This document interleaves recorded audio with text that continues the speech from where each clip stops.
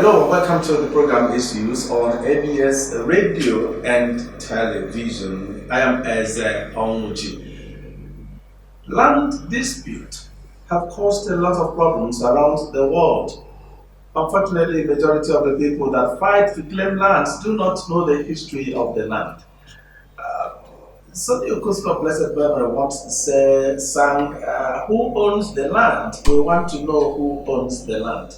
And so today, we shall focus on land inheritance in Igbo land. Land inheritance in Igbo land.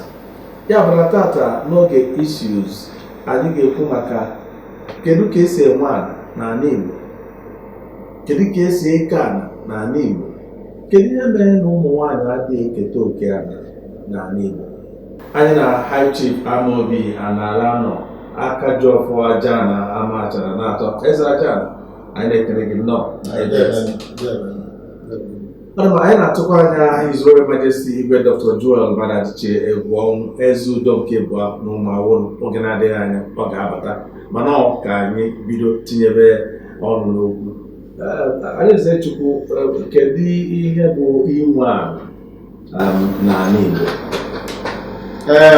Ịmarụ n'ala anaghị ịrụrụ na werụ ka anyị mawa ọka si ugbo ọga n'oshi n'ụlọ ọka n'ọrụ ugbo ọga adịghị ọka si ugbo ọga obodo na nta na-achụ nta na-arụ ọrụ ugbo n'obodo ịka mmarụ ekụrụ ọka nọọ ị na-arụ ọrụ ebe ị kọrọ ọrụ ka ọrụ kọtie nye aka mgbụrụ ego ya na-azụ ya mgbụrụ onye ọzọ bịa wee na-akwanyere ọrụ na-ewu kọtie ya aka ọ bụgoro anaghị ebe ahụ ka iji na-akọ ọrụ ọrụ ịkọrọ n'ugbo ịkọ n'ọrụ wee were mmadụ onwe ana ọbụla anọ ubie na nke ewe ana ubi o nwere ike a na-enwe ala ogbugbu igbo obodo ebe na mmadụ na nna ebe anyị eleghị onye amụrụ na m nwere ugwu ụmụnna m nwere ugwu ụmụnna anyị bụ ụmụnna Okpechukwu nwere ebe a na-efu ọrụ ugbo ike ha na-afụ ọrụ ugbo agwụgola ala Okpechukwu n'ọba ama na-ewu n'oge ụmụnna bụcha na mkpọ na mkpọ wee ka ndụ elu ka a ga-achịba agụ iweta na be anyị ụmụnna obere nweke ọ na-eji ọrụ bikọ jee ọrụ na-arọ wee jee sụọ anya ba niile ọra naanị na-ewu sụọ anya sụcha anya bido na-ewu ka ọrụ kericha enye n'ọbara n'aka ọrụ na-ewu akọ ya kọtie ya aka o nwere onye bịara zọsara ya ọ bụ ụlọ nke arụ ọzọ wee jekwe bụ ike ọzọ fụkwa jekwe ike ọzọ jekwe sụọ ụmụnna obodo ụmụnna ụnụ ụmụnna mbasa ndụ nke ejete ebe ụmụnna anyị wa from Chigbo wee fụ nje na Okpechukwu nje na ụmụaka chimaka bịa na Abiwete si na Abiwete bịa na ọdụlọcha bịa na Okpechukwu ịla akwụkwọ ụmụnna chibe kwecha na nkwọ na nkwọ ịla ahụ ụmụnna dị na nkwọ na nkwọ a na-ayị ka ọ na-eji ọrụ n'arọ ghọtago asị na Okpechukwu jere ọrụ n'arọ jee sụọ ana ịmago ebe ụmụnna riri nne jee sụọ ana ịmago a ga-asụta ana riri nne ana a jee sụọ onwere onye nwe onwere Chukwu kele ụwa bụti ana migrate ele mgbaghachi na isi ugbo anyị nwegburu ana ugbo ọ naghị afọ ugbo gaa n'ọka ebe a ndị olu nna nna anyị na-achụ nta maka ọka na-agba na-akpọ ego na-agba nta na-akọ ọrụ na-emekwu dibịa o nweke mgbọrọgwụ onwedị ụlọ mgbọrọgwụ iji wee gwọọ ya bele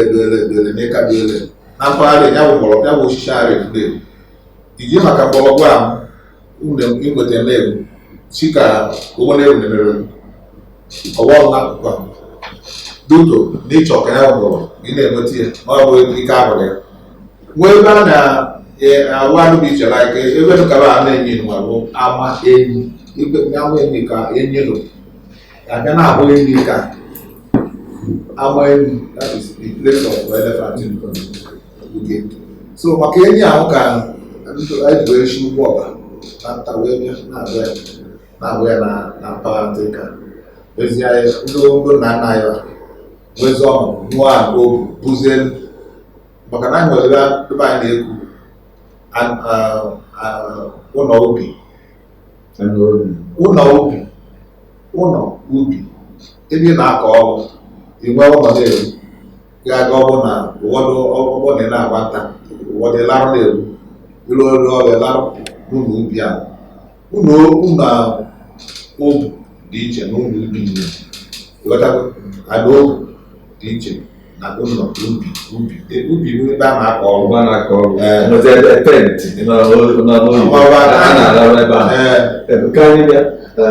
Kedu isi ihe mere ji wee zọba na azọba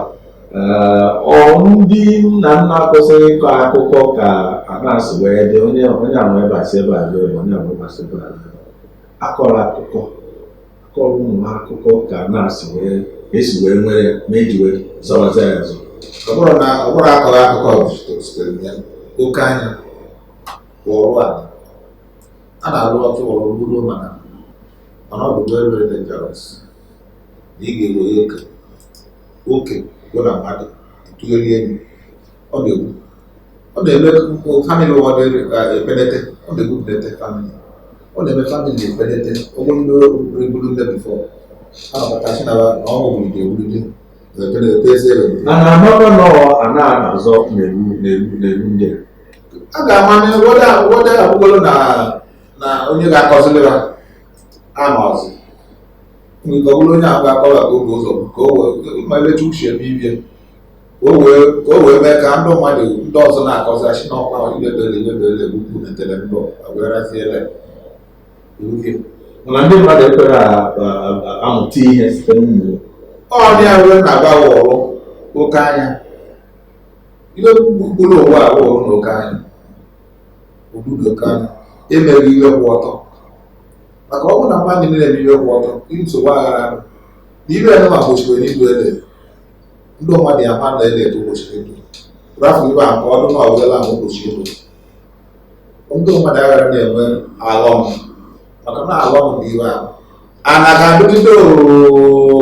mmadụ na-ebe n'ụwa ndị ọjọọ gbochiri ya na jenereshọn ọzọ abịakwa a na-ahụ dụkwa ana onwe na-eme ka mmadụ buchinwuo ana niile dị n'ụwa mmadụ ya na-ebuchinwu mọsọpụrụ ọnụnụ mụkazi mmụọ ka China aka ebuchiri ebe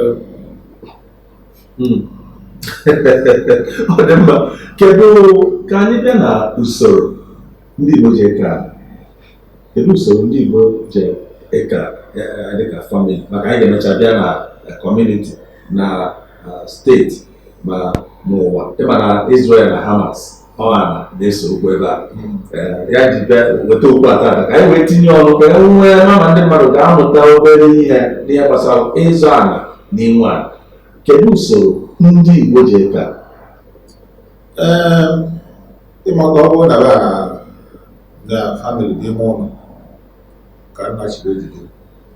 a ga-agbakọ mmalụ nwaanyị n'ụlọ nwaanyị oke nwere ike nụọ nwaanyị na-ese onye nke a mụọ ịtọ, onye nke a mụọ ịnọ, onye nke a mụọ isii, onye nke a mụọ asatọ, onye nke a mụọ iteghete. Ịghọta gị kama a ga-ekewezi ya abụghị iwe a na-ahụ na nwoke ekezie na mkpuke ịghọtago onye isi nọ ike akelu okelichekwu na ụmụ nwanne ya onye nke tọcha ike akelu echekwa ụmụ nwanne ya ịghọtago ịbịakwa na ọ bụrụ ebe akwa nọrọ nwaanyị ahụ niile ọ bụzi na demand rafu okenye iri eke ịghọtago a ga-ekezie ịma na a ga-enyegoriri ọkpara ana ezi ma ọ bụ ana iru ezi ma ọ bụ na narị nne ịghọtago ọ bụ na ana nwoke nwere nne eburugo ụzọ nye ya ana iru ezi wee nye enwe ebe dị mmadụ maka na nwaanyị nara eso ego ogbu nna ịghọtago ọ nwoke nwezie prọpati dị nne na nwoke edogotere nwoke mkpa ụfọdụ mkpa nwee iwe o nwere ike inye ụmụ nwaanyị ibe chia oke ya ndị nke ejide ụlọ nke adịbeghị n'ọgụ ụlọ nke n'ọgụ abụọ ana nke dị ka ga-ewere n'ọgụ inyego obodo ndị mana n'ọka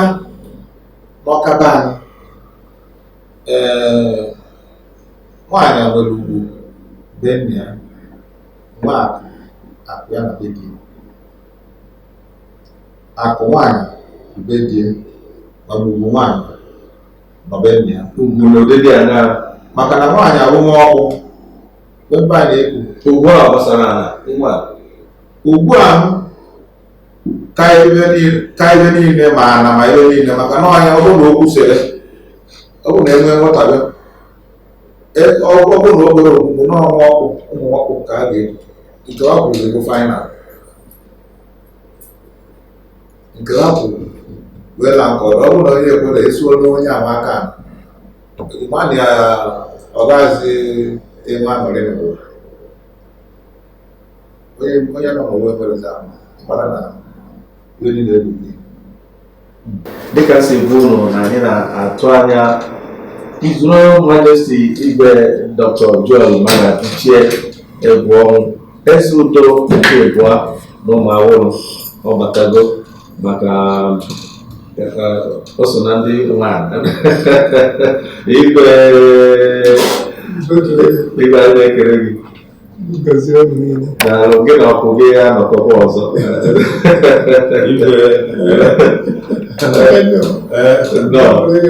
anyị na-edekọ n'anya erite ngede eri anyị na-ekwu maka ana na inwe ana na ịzụ ana n'ala Igbo anyị na-asị kedu ihe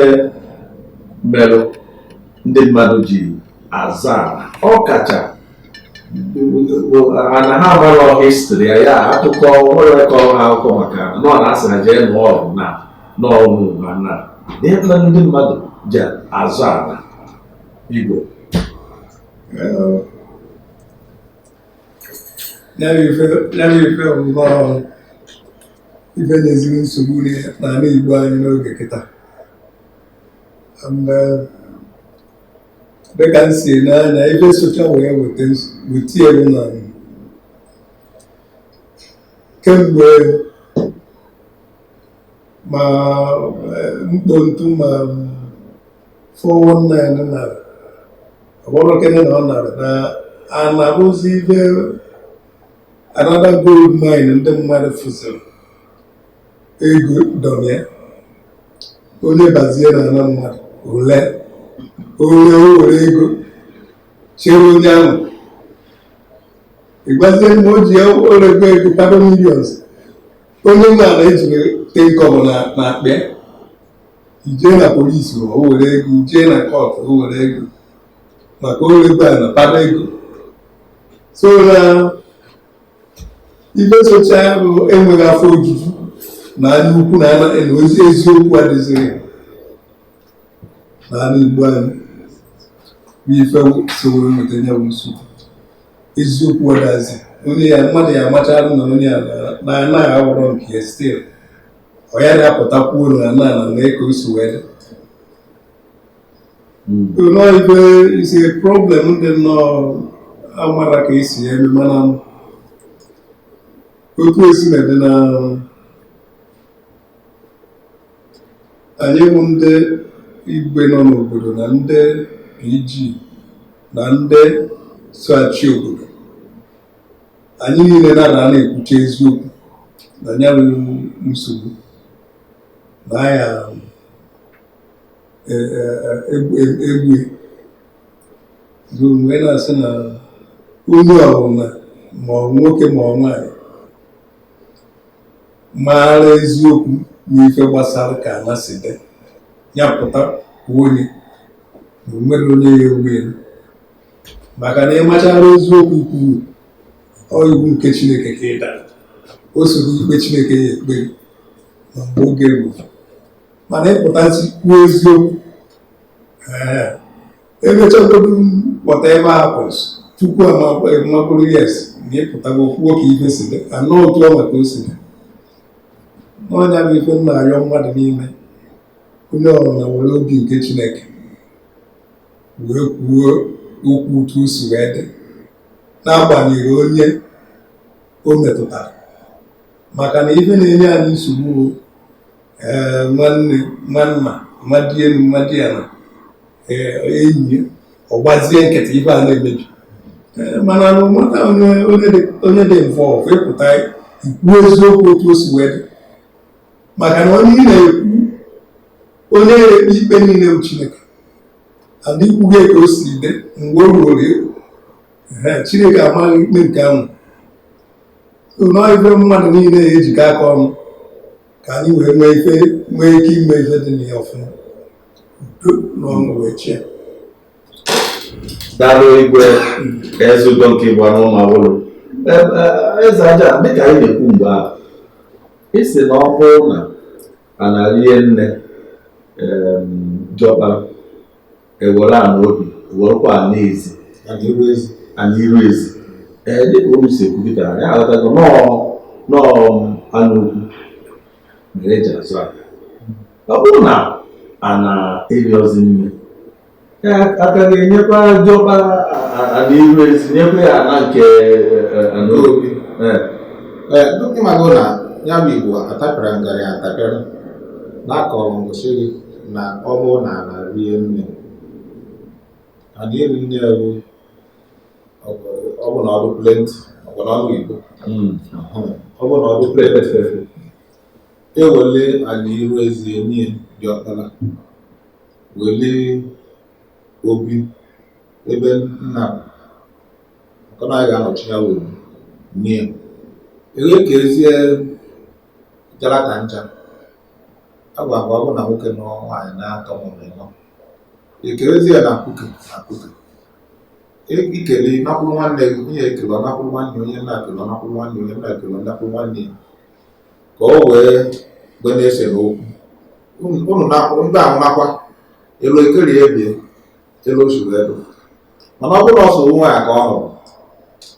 nwoke weli ndị ọ ga-eweli wee meere ụmụ ya ndị ọzọ nwaanyị mma ma ọ bụ na na-rie nne ọ bụ na o nwee prọpati ri nne ọ bụ na o nwere ụmụ ya ndị nwoke eke okele ogbe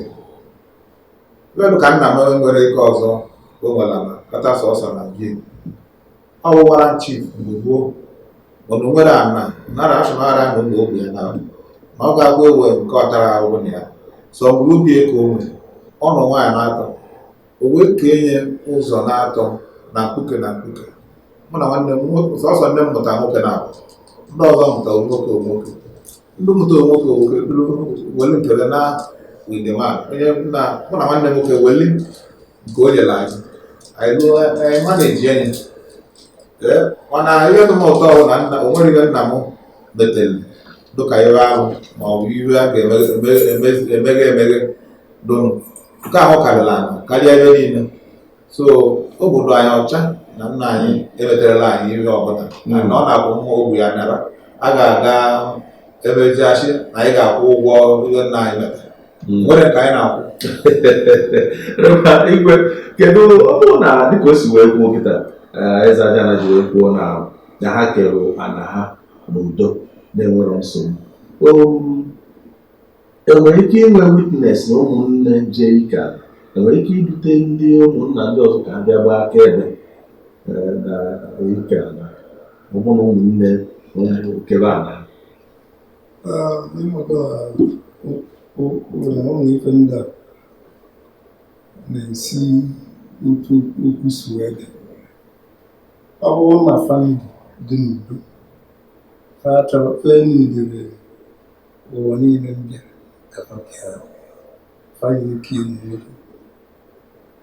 udo na achị ya ma ọ bụrụ ebe e nwere ụgbọala ịghọta ọ ebe a na-achasị ụmụnna gị ka erefa ọrụ ndị nwere ndị bi n'udo fe niile ụwa niile mbịa sofa ka e wee kere ịghọtago. So na ibe dị na if you look at the Bible, the 12 tribes of Israel, mgbe Chukwu kere oke all the 12 tribes kere Chukwu kere ana the 12 tribes of Israel without eju onye nwe onye a na onye nwe onye ọ ụmụ ya that 12 tribes ahụ ụmụ ndị na-ebu anyị kere property ịghọtago na ndị otu o si kwesị ka esi na-eme ebe udo na ọnwụ wee na-achị ibi na iru na ana ndị na Yoruba ma ọnụugwu Hausa ụmụ nwaanyị na-eso ekete ụmụ nwaanyị amụchara gị fata 1000 the whole ya ekete all their properties. Onye anwa na-ebịa igwe dị ka na Lagos inwe ike bịa fu one building na de 20 people nwedo that building eketecha flat nke ruru flat eketecha ya na room by room onye ọna maara nke o kete ịghọta. And even now enwe spirit court judgment unu ụmụ nwaanyị a na-esozi ekete property nna. So onwezi ịma na ụbọchị na-echeji ife a na-echeji ọ bụrụ otu ife si wee dị na 1930 ka ọ dị today. The way esi eme things in 1930 is not the way esi emezie taa. Ịghọta.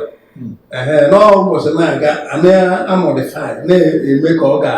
udo ga na ọṅụ si ya na-achị ka mmadụ abawanye ochie mmadụ eriro nne like nke a na-ekwu enye ihu ezi nye azụ ụlọ onye nwere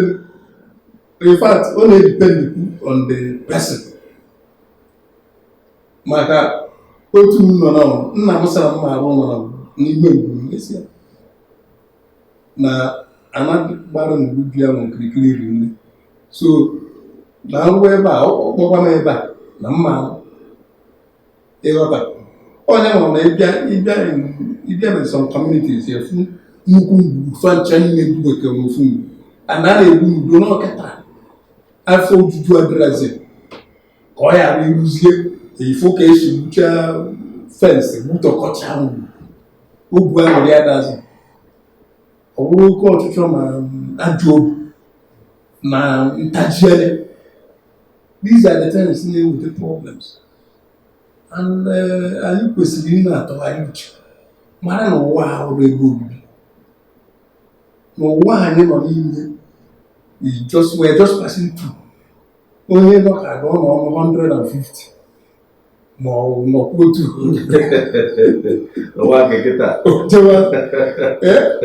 so ụwa ahụrụ ebe obibi anyị ga na-enwe obi oke kịta anyị ga-afụ onye na-akpata ego onye ọmadụ ụgbọala rụọrọ ụlọ fọnish echere ka iche mana ị ga-abịafụ mmadụ na-akpọ nneji a na-azọ mpete mpe a na-eruro nwa mkpọrọ na-egbu mmadụ n'ime ọ bụrụ ajọ obu na ntaji anya na ife mmebi.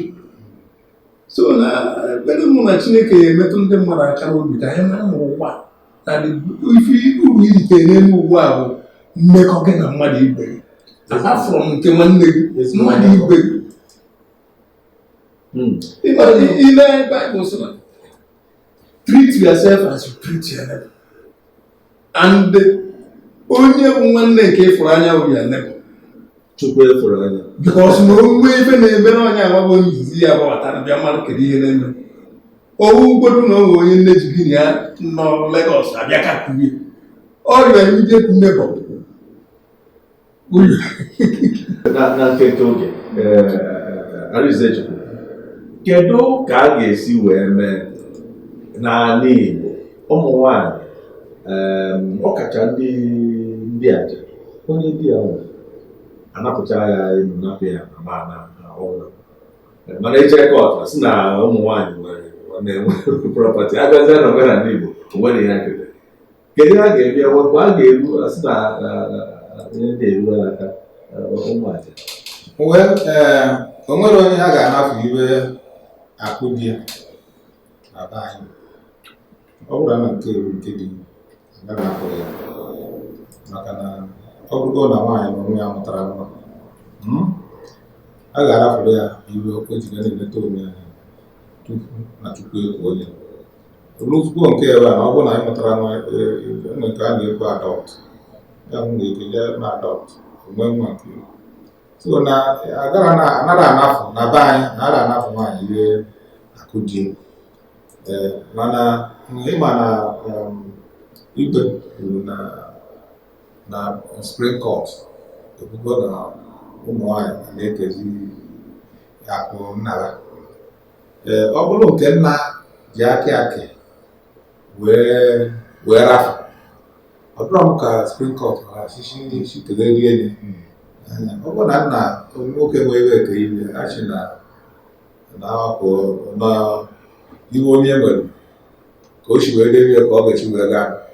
ọ bụrụ oke chee ibe wee rafụ ọ dụrọ m ka Supreme Court ha ga-eje kelere nri nnọọ ọkụ nke agbọ Igbo ịmara ibe mere ede o ji wee dee nri okwu ndị Supreme Court ọnwazi okwu na ụka wetara from magistrate baa na High Court baa appeal wee ruo na Supreme Court just like ibe kwuru ebe udo gara na ama na-ekele ihe okwu na ụka ka o ji afụta mbara ịghọtago so na dịka ihe ị na-ekwu onwere onye na-asị na nwaanyị aja o nwere ndị debere uke n'obodo ọbụla nwere obodo ọbụla ya bụ nwee ka nwoke si ụmụ nwanne ya ha zọrọ ife dị without ịrafuru nwaanyị na ụmụ ya kafa mere ife dị na ya ka o wee nwee ike zụọ ụmụ ya azọwa prọpati nwoke n'ọnwa nnefa nwoke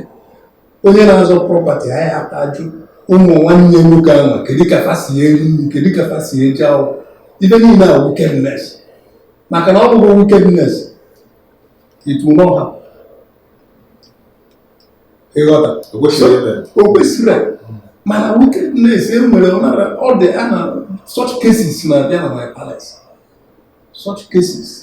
but we handle it the way it's supposed to be. I have one nwoke dị anyị rapụ ya n'onye anọ ọ nwanne m nwoke quite alright mana ọ nwere nwaanyị mee family so bisepụ aka na ya what goes around comes around ndị oyibo na-asụ onye ya ọ na-onwe etu a ka a ga-eti because ụfọdụ mmadụ anaghị eche echiche ọfụma ị maara o nwere eji ndị ya n'aka o nwee nwa gbasịrị Chukwu ya ekwe ọrụ ụbọchị Chukwu kwuru onye ojere ijere n'iwe na nwanne gị nwoke na Chukwu kpọrọ ya n'oge erughị because ụmụ ya na-emekarị oge nwaanyị ka mụtachara ụmụazị kwere mpe ọ bụrụ na ụmụazị etofutago olu mmadụ nwanne ya nwoke onye ejezọwa dia prọpati onye nọ na-eme n'ihe mana ọ n'anya na ụmụazị ka pechara mpe nwaanyị a enwekwuru onye ya ekwurie emewe sọcheti mana onye na-enye dibịa na-agba oturu nwere kedu nke o dobere anyị ga-enwe agba nke abụọ na ukwu a n'izu na-abịa abịa maka ihe gbasara ike ala ịzọ ala inwe ala orika anyị ga-anata ka anyị wee nachite n'izu na-abịa abịa nwee agba nke abụọ part 2 eze aja high chief Amobianara anyị na-ekene gị aka ji ọfọ amaja amachara n'atọ anyị na-asị gị daalụ maka nkụzi nyere anyị igwe Israel Majesty igwe Dr. Joel Madadichi egwu ọnwụ anyị na-ekene gị ezudo nke bụ anụ ma awụrụ daalụ maka nkụzi nyere anyị anyị na-ekene gị dekwara gị amen mee ka anyị nwee mmụọ nke Chineke n'ihe ọ na anyị na-eme otu nke ọ ga-adị n'aha Jizọs amen n'aha ndị niile n'ebe a na onye ntụziaka na onye nhazi mbụ Don Onyenji abụ m eze ọnwụ otu na-asị unu daalụ maka ịnọnyere anyị Ka ọ dị n'izu na-abịa.